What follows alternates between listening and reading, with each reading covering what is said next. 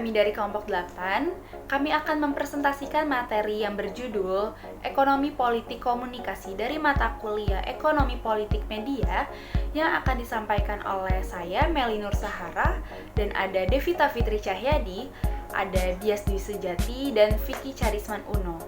Materinya sebagai berikut. Ekonomi Politik Komunikasi. Ekonomi politik adalah perspektif utama dalam penelitian komunikasi sejak tahun 1940. Pendekatan ini telah membimbing hasil kerja akademisi di seluruh dunia dan ekspansi globalnya berlanjut hingga hari ini, ditulis pada buku McKesney 2007.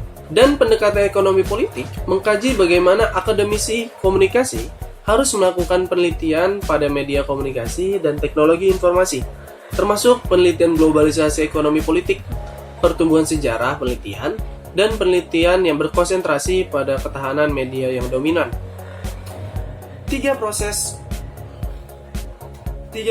yang membentuk titik awal utama ekonomi politik komunikasi.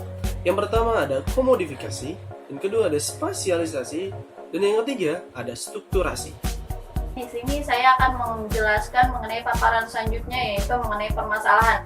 Di mana di sini dalam permasalahan ekonomi politik komunikasi melihat dari berbagai masalah yang mempengaruhi masyarakat. Di mana dalam beberapa topik utama studi yang sering dibahas oleh para ekonomi politik terdapat terbagi menjadi 4, yaitu mengenai kapitalisme, kepemilikan media, mekanisme dukungan, dan kebijakan pemerintah.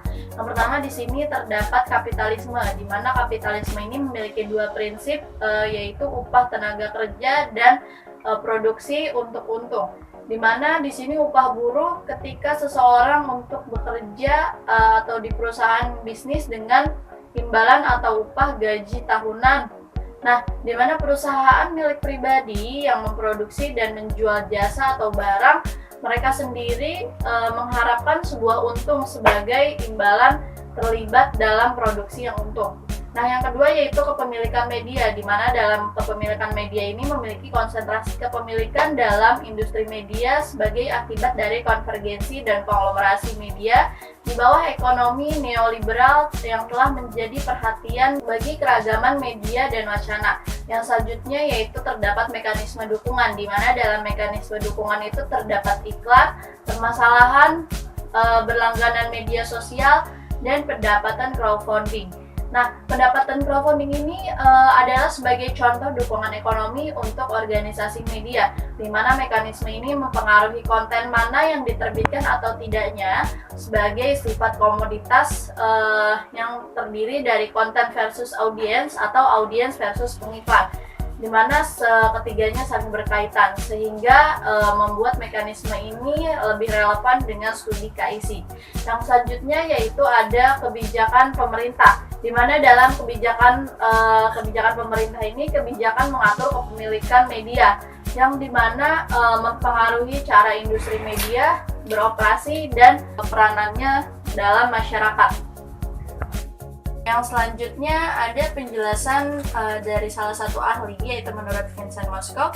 Nah, Vincent Moscow ini berpendapat bahwa ekonomi politik komunikasi adalah suatu kajian relasi sosial, terutama relasi kekuasaan, yang secara seimbang berkontribusi dalam produksi, distribusi, dan konsumsi dari sumber daya termasuk sumber daya komunikasi. Jadi contoh kasus dari pemaparan materi ekonomi politik komunikasi itu ada majalah Tempo yang didirikan oleh Gunawan Muhammad dan Yusril Jalinus dengan edisi pertama yang terbit pada 6 Maret 1971. Seperti media lainnya, Tempo tentu memiliki strategi untuk bertahan hidup sekalipun beberapa edisinya sempat mengandung kontroversi dan pernah beberapa kali dibredel, yakni pada tahun 1982 saat mengkritik rezim Orde Baru, dan kendaraan kritiknya Golkar saat mengkritik Habibie dan Soeharto, ihwal pembelian kapal-kapal bekas dari Jerman Timur, hingga akhirnya satu persatu kembali pada 12 Oktober 1998 setelah lengsernya Soeharto.